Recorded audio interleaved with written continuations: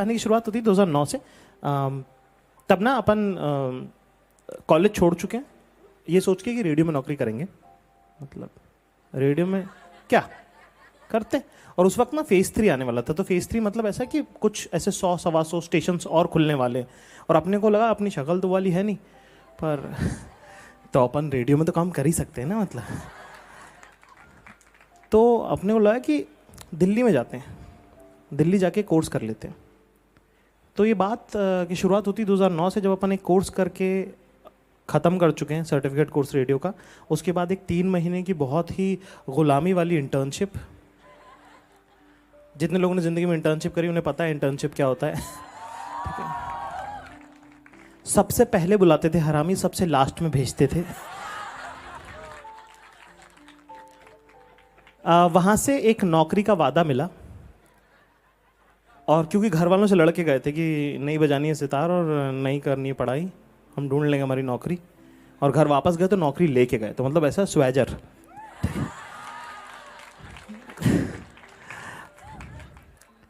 फिर एक दिन फ़ोन किया, फ़ोन नहीं उठाया उन्होंने कहा कि महीने भर बाद लेटर आ रहा है। ऐसे करते करते 9 महीने हो गए और लेटर नहीं आया। और 9 महीने बाद जब ये नौकरी का झूठा वादा पैदा हुआ तो मरावा निकला। तो एक दिन ना ऐसी मन में ख्याल है कि यार बेरोजगार रहना है ना, तो कम से कम बड़े शहर का तो रहे। अगर गली के कुत्ते ही हैं तो फिर हाईवे पे चले जाते हैं ना। क्या अपना वो ये नहीं बदल सकते तो वो बदल लेते हैं हम। मतलब और वो भी उसमें उम्मीद है कि बड़े शहर में बेरोजगार रहेंगे तो शायद किसी छोटे शहर में नौकरी लग जाए। ऐसे मैथ दिमाग पूरा लगा है।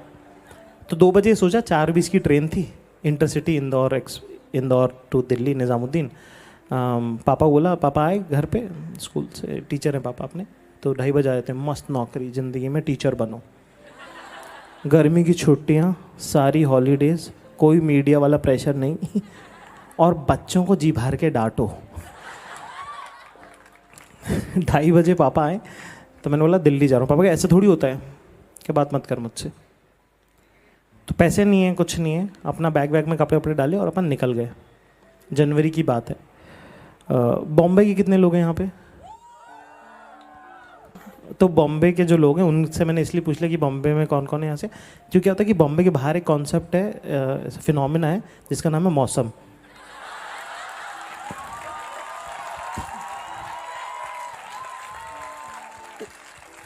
पता नहीं आप लोगों ने सुना है इस बारे में, नहीं सुना है। जैसे एक चीज़ होती है मुंबई के बाहर, एक चीज़ होती है जिसे ठंड, विंटर्स वगैरह भी कहते हैं उसको। तो जनवरी में उधर है एक जगह, वहाँ पे ठंड हो रही थी साहब। तो अपन चढ़ गए ट्रेन में। तो 3rd क्लास का डब्बा समझते हैं आप लोग? 3rd AC मत समझ लेना। तो AC में 3 कैटेगरी होती हैं, टायर 1, टायर 2, टायर 3। फिर आता है 2nd क्लास, जो कि होता है रिजर्वेशन का डब्बा, जिसके अंदर अंकल लोग पॉलिटिक्स की बातें करते हैं। और अगर कॉलेज के लोग फंस गए तो वो अंताक्षरी खेलेंगे और तुम्हारी जान ले लेंगे। उसके बाद आता है 3rd क्लास का डब्बा। तो 3rd क्लास के डब्बे में मैं बाथरूम के बाहर बैठा था 6 और लोगों के साथ। अंदर भी बैठ सकता था पर वहां 12 थे।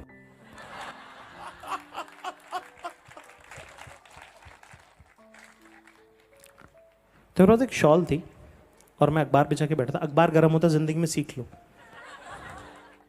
अखबार की तासीर गर्म होती है। तो कभी बुरा वक्त आए तो अखबार बिछा के ओढ़ भी सकते हो। तो ये आज बता रहा हूँ, ठीक है। तो वही बात है ना कि जावेद साहब की किताब एक तरकश, उसमें एक शेर है कि अशारों में तलखियाँ बनी बात ही थी, जो हम पे है गुजरी हमें है याद सब। ठीक है। तो अखबार बिछा के मैं बैठा था और मैंने एक शॉल ओढ़ रखी थी और वहाँ पे एक छोटा बच्चा भी बैठा था जो बहुत ठिठुरा था। उसकी नाक वाक बह रही थी और मतलब मेरे को लगा मर जाएगा ये। और टेम्परेचर है कुछ 5-4 डिग्री के आसपास। तो मैंने अपनी शॉल उसको दे दी और बस ऐसे ही ना दे दी। कुछ वो नहीं कि मैं बेटर ह्यूमन बीइंग, ओहो हो। उस वक्त मैंने अपनी 3 बजे रात को ना, कविता ना कभी भी आप तक आपको आती है, आप खुद नहीं लिख सकते। आप कभी सोचो कि मैं बैठ के कविता लिखूं,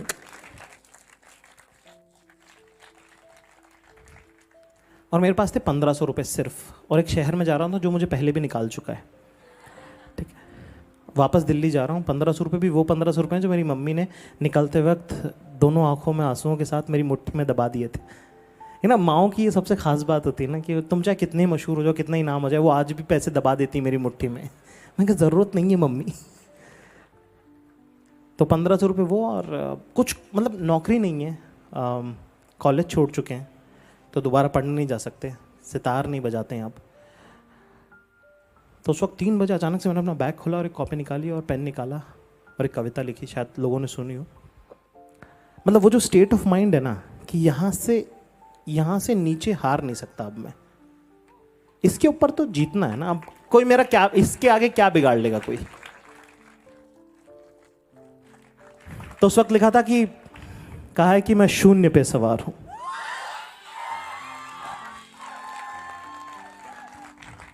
कुछ कविता आपने सुनी होगी, बस कॉन्टेक्स्ट बता रहा हूं मैं कि वो कहाँ आई। वो ट्रेन में मैंने लिखी थी। कहा है कि मैं शून्य पे सवार हूं, बेअदब समय खुमार हूं, अब मुश्किलों से क्या डरूं, मैं खुद कहर हजार हूं, मैं शून्य पे सवार हूं। कि ऊंच नीच से परे मजाल आंख में भरे, मैं लड़ पड़ा हूं रात से मशाल हाथ में लिए। कि ऊंच नीच से परे मजाल आंख में भरे, मैं लड़ पड़ा हूं रात से मशाल हाथ में लिए। न सूर्य मेरे साथ है तो क्या नहीं ये बात है, वो शाम को ही ढल गया, वो रात से था डर गया, मैं तो जुगनुओं का यार हूँ, मैं शून्य पे सवार हूँ, मैं शून्य पे। तो उसके बाद जब आप बड़े शहर में बेरोजगार होते हो ना, जब काम ढूंढने, बेरोजगारी की सबसे कमाल की बात ये होती है कि पता नहीं होता है ना कब बंद हो जाएगी। तो मेरा दोस्त है विश्वास, वो भी आ गया दिल्ली और हम दोनों साथ रहने लगे। और बड़ा मतलब बेरोजगारी में तुम पता नहीं होता, कोई बुला लेगा, कितने भी पैसे लग सकते हैं। तो हम एक ही वक्त खाना खाते थे और दूसरे वक्त हम ऐसे एक डिनर करते थे, लंच वंच का सीन नहीं था, ठीक है। और कहते ना कोई शहर अच्छा बुरा नहीं होता, लोग अच्छे बुरे होते हैं, है ना। कि तो इसलिए मतलब ना मैं बहुत घमंड करना चाहता हूँ पर मेरे पास ऑप्शन नहीं है, क्योंकि मेरे यहाँ तक पहुँचने में इतने लोगों का हाथ लगा है ना कि मुझे पता ही नहीं कि मैं किससे पलट के घमंड करूँ। क्योंकि मैं जिस मकान में रहता था दिल्ली में, वो लैंडलॉर्ड जो हैं वो एक तो दिल्ली के लैंडलॉर्ड, ऊपर से मुस्लिम, एक्स पुलिसमैन और जाट, मतलब कॉम्बिनेशन ऐसे बिल्कुल। तो मतलब उनका वैसा था कि पैसे नहीं लूँगा, पैर तोड़ दूंगा मैं उसके। और यही आदमी मुझसे कहता था, 3 महीने किराया नहीं देने के बावजूद भी मुझसे कहता था पैसे हैं तेरे पास, दे पाएगा। 30 रुपये का टिफिन आता था मेरा, उसमें भी 7-7 हज़ार रुपये का उधार हो जाता था। तो मतलब मैं चाहता हूँ घमंड करना, पर इन लोगों का कर्जा उतरा नहीं है अभी।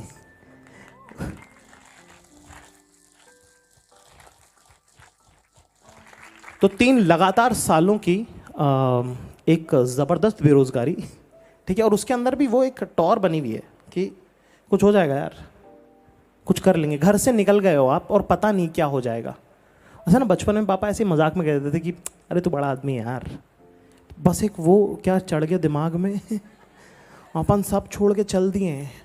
और क्या है, एक बिलीव ही तो है ना अंदर कि पता नहीं क्या पर कुछ हो जाएगा, कुछ तो कर लूँगा मैं। तो एक दिन विश्वास बोला, बोले सुन, तेरे को एक दोस्त का नाम लिया जो हमारी क्लासमेट होती थी, जो हम लोगों से बहुत मदद लेती थी। उसकी नौकरी लग गई और उसका एक प्रमोशन भी हो गया, हम अभी बेरोजगार ही हैं। तो उसने बोला यार अपन ने जहाँ शुरू किया था ना, अपन वहाँ तक नहीं आज। सब वन ऑफ दोज ना, वो मायूसी के दिन होते हैं ना, वैसा वाला। तो उस वक्त ऐसे एक शेर और 2 लाइनें लिखी थी कि अपने आप के भी पीछे खड़ा हूँ मैं, अपने आप के भी पीछे खड़ा हूँ मैं, जिंदगी कितना धीरे चला हूँ मैं। बहुत कि अपने आप के भी पीछे खड़ा हूँ मैं, जिंदगी कितना धीरे चला हूँ मैं। और मुझे जगाने जो और भी हसीन होके आते थे, मुझे जगाने जो और भी हसीन होके आते थे, उन ख्वाबों को सच समझकर सोया रहा हूँ मैं। जिंदगी कितना धीरे चला हूँ मैं। और ऐसा होता है ना कि कुछ होगा कि नहीं होगा, होगा कि नहीं होगा ना। दिवाली बहुत पसंद है मुझे, दिवाली मेरा पसंदीदा त्यौहार है, ठीक है। और दिवाली की सबसे खास बात ये ना कि आप हिंदू मुसलमान हो, दिवाली दिवाली है यार, ठीक है। ठीक है, अपने को सब त्यौहार बहुत पसंद। तो अक्सर ना दिवाली पे घर चले जाते थे मैं वैसे ऐसा। तो एक बार क्योंकि छुट्टियाँ पड़ती हैं, तो एक बार ऐसा हुआ कि मैं अकेला था दिवाली पे दिल्ली में, बेरोज़गारी के टाइम की बात है। और घर वालों से बात नहीं, घर वाले बोल रहे हैं यार तुम क्या वापस आ जाओ ना, क्योंकि वापस आके मैं आराम से किसी स्कूल में म्यूज़िक टीचर की नौकरी कर सकता हूँ। पर नहीं करना यार, नहीं माननी हार, गिव अप थोड़ी करना है यार, अब निकल गए ना बस, और भाई तुम्हारा वॉरियर है। तो ना ऐसे बीच बीच में ऐसा होता कि घर वालों से 8-8 महीने बात होना बंद हो जाती थी। और अपन मैं नहीं कहूँगा छोटे शहर के लोग, बहुत सारे लोग बड़े शहर के लोग भी ऐसे होंगे है ना। कुछ लोग होते हैं बड़ा इमोशनल, अपन ना थोड़ा इमोशनल आदमी है, तो अपना ना ऐसा अपन रिश्तों में काम कर सकते हैं। रिश्ता कायम हो जाएगा ना तो अपन काम कर सकते हैं, अपन ऐसे प्रोफेशनली काम नहीं कर सकते। इसलिए मेरी ज़िंदगी में जितने मेरे बॉसेज रहे ना, मैंने हमेशा उन्हें भाई कहा है, मैंने कभी सर नहीं कहा किसी को, ठीक है। क्योंकि काम करवा नहीं सकता कोई अपने से। प्यार में कर देंगे, जान ले लो प्यार में, भाई से भाई कह के जान मांग लो दे देंगे, सर नहीं हो पाएगा। तो एक बार क्या हुआ कि घर से निकला, दिवाली का दिन था, कोई भी नहीं है, विश्वास भी नहीं है, और पूरी बिल्डिंग खाली है, मतलब खाली बिल्डिंग है पूरी। और दिवाली अकेला सा त्यौहार कि अगर आप घर नहीं गए और आप अपने कमरे में बैठे हो तो भी पता चलेगा, क्योंकि बाहर पटाखे फूट रहे हैं। तो ना सिर्फ मेरे को रोना आ गया यार। तो मैंने, और ठंड, ये नवंबर का टाइम ना, ठंड हो जाती है दिल्ली में, से स्मॉगी हो जाता है। तो मैंने हुड डाला और ऐसे करके मैं बस चलना शुरू कर दिया। मैंने से बस चलते चलते चलते चलते मैं कुछ 3 साढ़े साउथ हॉस्कस विलेज में मैं रहता था, और मैं साउथ एक्स तक चलते चलते चला गया। और चलते चलते और दिमाग में वो सब पता नहीं कि क्यों हो रहा है मेरे साथ, घर क्यों नहीं चल जाता मैं, क्या यार क्या कहाँ कहाँ कहाँ कहाँ कहाँ कहाँ कहाँ कहाँ कहाँ। बस एक वहाँ पे साउथ एक्स पहुँचने के बाद बस याद है कि बड़े लोगों के साथ होता है ये सब। बस ये सोचा और मैंने पलटा और मैं स्माइल करके वापस आ गया। तो उस दिन जब मैं रो रहा था बैठ के कमरे में, उस वक्त एक कविता लिखी थी, छोटी सी कविता, ज़्यादा कुछ खास नहीं है जैसे कविता नहीं है यार, मैं कोई ऐसा बहुत राइटर वाइटर नहीं। ये सब मेरे दोस्त की कहानी है बाय द वे। तो उसकी कविता थी कि बस का इंतज़ार करते हुए, मेट्रो में खड़े खड़े, बस का इंतज़ार करते हुए मेट्रो में खड़े खड़े, रिक्शा में बैठे हुए गहरे शून्य में क्या देखते रहते हो, गुम सा चेहरा लिए क्या सोचते रहते हो, क्या खोया क्या पाया का हिसाब नहीं लगा पाए ना इस बार भी, घर नहीं जा पाए ना इस बार भी। फिर अचानक से चीज़ें बदली। एक दिन बात हुई कि साहब नौकरी करोगे क्या, और वो हो जाता ना बिल्कुल बेरोजगारी में, आप इतना दिन रहे होते हो, उसका अपना कंफर्ट है, उसका अपना कंफर्ट है यार। क्योंकि आप बेरोजगारी में ना क्लेम कर रहे होते कि साहब हम सबसे औसम है, आपको पता नहीं हम क्या चीज़ हैं, एक बार रख के तो देखो। और पहली बार कोई कह रहा आओ दिखाओ क्या हो तुम, ज़रा बताना, तो आपके अंदर ना ज़मीर थोड़ा सा ऐसे होता है कि भाई झूठ तो नहीं कह रहे थे अपन के। तो नौकरी कर ली। अच्छा नौकरी, कितने लोगों नौकरी जब आप करोगे ना तब आपको रियलाइज़ होगा कि जब आप स्टूडेंट होते हो या जब आप काम नहीं कर रहे होते हो ना, तब आप बड़े चैलेंजर होते हो कि ये सब गलत कर रहे हैं, देखना जिस दिन हमको काम मिलेगा ना सत्ता बदल देंगे हम। और ना आप क्रिटिसाइज बहुत करते हो लोगों के काम को जब आप खुद काम नहीं कर रहे होते हो। तो इसीलिए मुझे जितने भी लोग क्रिटिक्स हैं ना, जो लोग दूसरों के काम की बुराइयां करते हैं या उन्हें छानबीन करते हैं, मुझे लगता है ये लोग बेरोजगार हैं। क्यों, जब सिस्टम में जाते हो तब आपको रियलाइज होता है उस मीडियोक्रिटी का रीज़न, कि वो काम उतना मीडियोकर क्यों है। तो अगर आपको रीज़न पता है तो फिर आप ब्लेम नहीं कर सकते ना उसको, आप कभी भी नहीं बोल सकते ये आदमी मीडियोकर है, हो ही नहीं सकता वो आदमी मीडियोकर। तो क्योंकि सिस्टम को ऑसमनेस नहीं चाहिए होती, तो 3 दिन लगा के महान काम मत दे, तू 6 बजे स्क्रिप्ट दे, समझा। तो वो अंडरस्टैंडिंग, वो बहुत नई लर्निंग होती, क्योंकि वो कोई भी नहीं बोलता। ये सच है जो सिस्टम के बारे में कोई नहीं बताता कि मीडियोक्रिटी रिक्वायरमेंट है, क्योंकि डेडलाइंस है, देना है।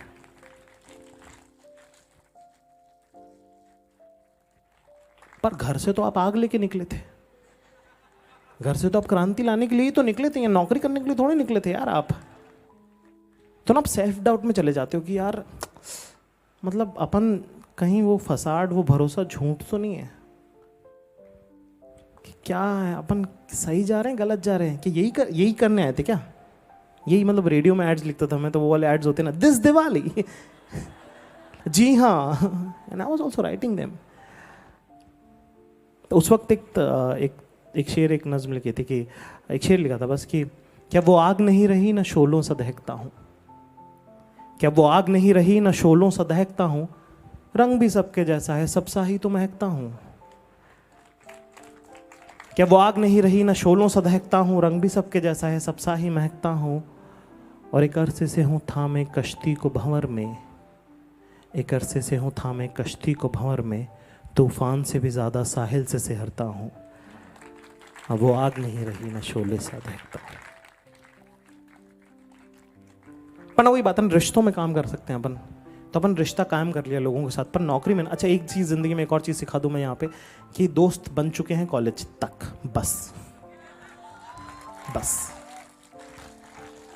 कोशिश भी मत करना। तो ना चीज़ें होती हैं, आप अपने तरीके से, तो जैसे मैं लॉ ऑफ द लैंड कहते हैं उसे, रूल ऑफ द लैंड कहते हैं, लॉ ऑफ द लैंड कहते हैं, लॉ ऑफ द, तो मैं उसमें बहुत बिलीव करता हूँ। अगर किसी जगह की रिक्वायरमेंट ऑफिस पॉलिटिक्स है तो करो। ऐसा नहीं कि मैंने कोशिश नहीं करी, मैंने भी करी, पर अपना बैठा नहीं, उनका बैठा, मतलब कुछ ना, मतलब ऐसा कोई वो शर्मिंदगी वाली बात नहीं। पर जब आप रिश्तों में काम करते हो ना, तब आपको धोखे बड़े होते हैं आपके साथ। और वो जिस तरह से आप, और कई बार ना आपको लगता है कि आप क्वेश्चन करने लग जाते हो, मैं इतनी दूर ये सब करने आया था कि मतलब मैं फंस गया हूँ क्या कहीं पे। और ना माँ बाप से भी लड़के आए हो आप, और दुनिया में भी लड़ रहे हो, तो आपके पास हाइड, आपकी कोई खुद की केव नहीं है ना, कोई इमोशनल वहाँ नहीं है ना जहाँ पे आप खुद जाके कन्फाइड कर सको, रो सको, तो आप लिख लेते हो। तो जब भी कोई कविता लिखता है ना, मुझे बोलता है मैं कविताएं लिखता हूँ, मैंने कहा तू उदास आदमी है, रहने दे। ठीक, उसके पास बताने को बातें नहीं ना, इसलिए वो लिख लेता है। तो ऐसे एक 4 लाइनें लिखी थी, कविता नहीं है ये, तो इसमें राइम भी नहीं है। ऐसे लिख दिया एक दिन कि दिन रात मेहनत करने के बाद भी गला घोट घोट कर जीना, दिन रात मेहनत करने के बाद भी गला घोट घोट कर जीना, खाने का वक्त तय नहीं और काम बहुत ज़्यादा, इज्जत कम और पैसे उससे भी कम, माँ बाप का साथ नहीं, किसी के कहे पे भरोसा हो जाए, ऐसी किसी में भी बात नहीं, ऐ बड़े शहर तेरा बहुत कर्जा है मुझ पर, सब चुकाऊंगा बारी बारी से।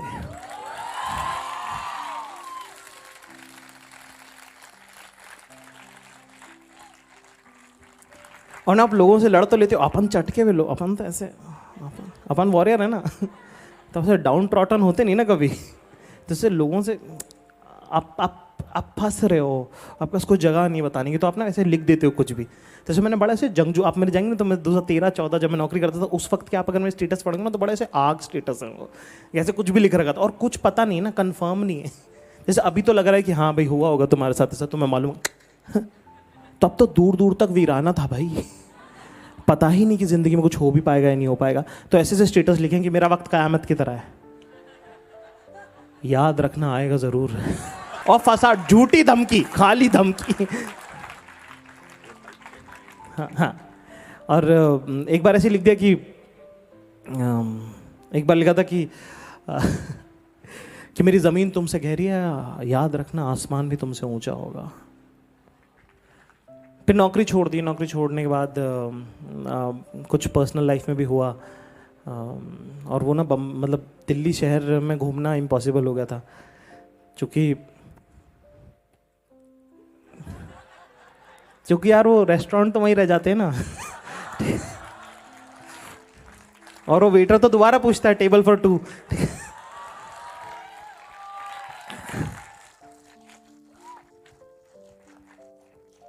तब अपन आ गए बॉम्बे, मुंबई आ गए अपन, ठीक है। और जब मुंबई आए ना, तो मुंबई शहर की बड़ी कमाल की बात है कि यहाँ पे ना ये ना बड़ा मेला है, मुंबई शहर मेले के जैसा है। तो जब तक आप अपने दोस्तों के साथ हो तब तक सब कुछ चमकदार है, जहाँ उनका हाथ छूटता है ना बहुत तन्हाई लगती है। इसीलिए ये ऐसा अकेला वाहिद शहर है जहाँ हाउस पार्टीज का कल्चर है, क्योंकि सब तन्हा और कोई किसी को बताने का, सब कर मेरे घर आ जाएगा प्लीज।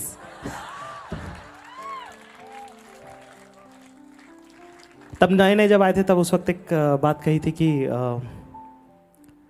कितना तन्हा है ये नया शहर, तुम्हारी यादें तक नहीं है यहाँ। उसके बाद ना कुछ कुछ हुआ, AIB में काम मिल गया और मैं ऑन एयर विथ AIB में राइटर होता था। और बड़ा मतलब वो उनको ना हिंदी राइटर चाहिए था, और क्योंकि वो कॉमेडी कंपनी तो उन्होंने सोचा कि हम स्टैंड अप उसी को लेंगे जो स्टैंड अप करता हो हिंदी में। और मेरा 7 साल का प्रॉब्लम यही था कि मैं इंग्लिश सर्किट में हिंदी करता था। मैंने कहा ये नौकरी तो बनी ही मेरे लिए, प्लीज़ मुझे बुला लो। फिर एक दिन AIB दिवस हुआ, वो वीडियो बहुत वायरल हो गया। और उसके बाद ना सब लोग का ना, वो तो पुराने दोस्त जितने रहते हैं ना वो सब ऐसे हो जाते हैं, भाई प्लीज़ बदलना मत, सेम रहना ना, सेम सेम सेम रहना, सेम रहना, सेम रहना। अब मैं कैसे बताऊं कि यार बहुत पीछे से आ रहा हूँ। तो एक बार ऐसे ही ट्विटर पे लिखा था कि कहाँ से आ रहे हो, मैंने कहा बहुत दूर से। क्या जगह का नाम क्या, मैंने कहा मेहनत।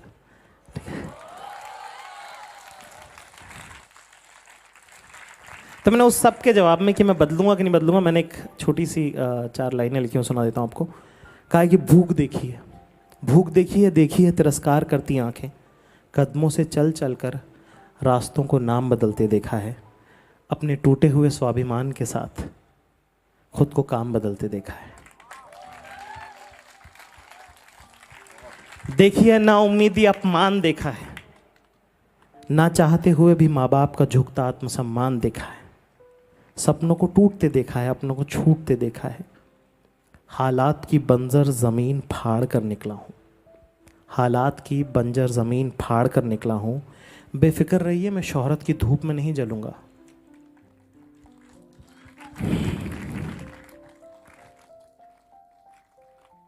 आप बस साथ बनाए रखिएगा, अभी तो मैं लंबा चलूंगा। आखिरी कविता सुना देता हूँ। मैं अपने को ना मौत से बहुत फैसिनेशन है भाई, ठीक है, मतलब ऐसे बहुत ही मज़ा आता है अपने को डेथ के बारे में बात करने में। और मेरी ज़िंदगी के सबसे लो पॉइंट जो रहे ना, उनमें मुझे जीने की ताकत और ज़्यादा मिल गई कि 1 मिनट सिर्फ पैदा होके मरने के लिए नहीं आया हूँ मैं यहाँ पे हैं।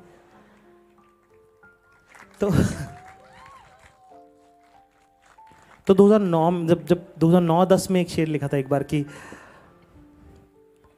मेरे 2-4 ख्वाब हैं जिन्हें मैं आसमां से दूर चाहता हूँ, मेरे 2-4 ख्वाब हैं जिन्हें मैं आसमां से दूर चाहता हूँ, जिंदगी चाहे गुमनाम रहे पर मौत में मशहूर चाहता हूँ।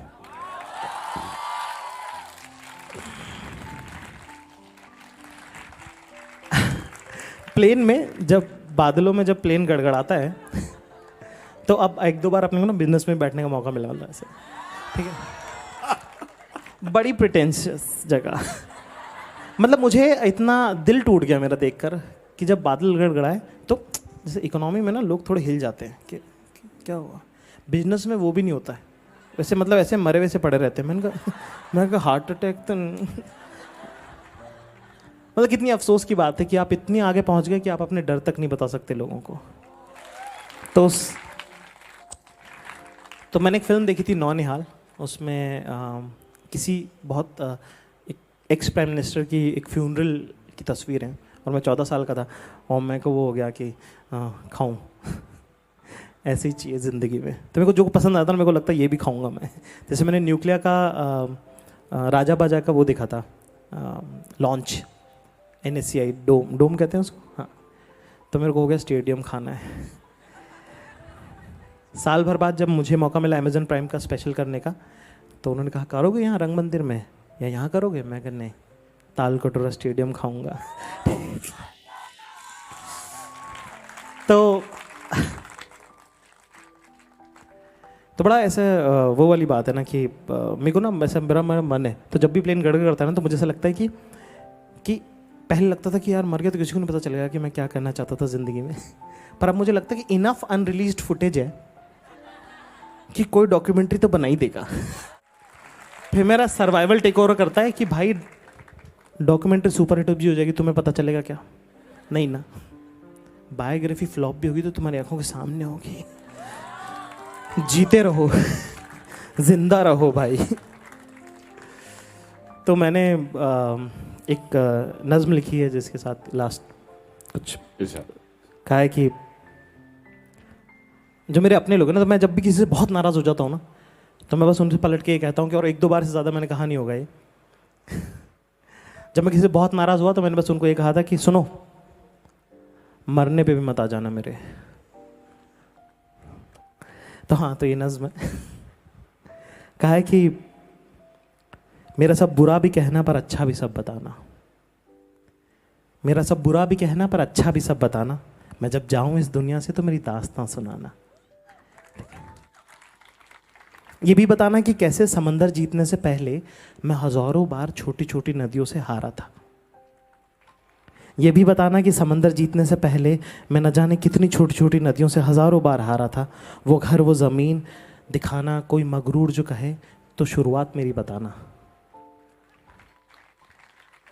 बताना सफ़र की दुश्वारियां मेरी, ताकि कोई जो मेरे जैसी ज़मीन से आए उसके लिए नदी की हार हमेशा छोटी ही रहे, और समंदर जीतने ख्वाब उसकी आंख से कभी जाए ना। पर उनसे मेरी गलतियां भी मत छुपाना।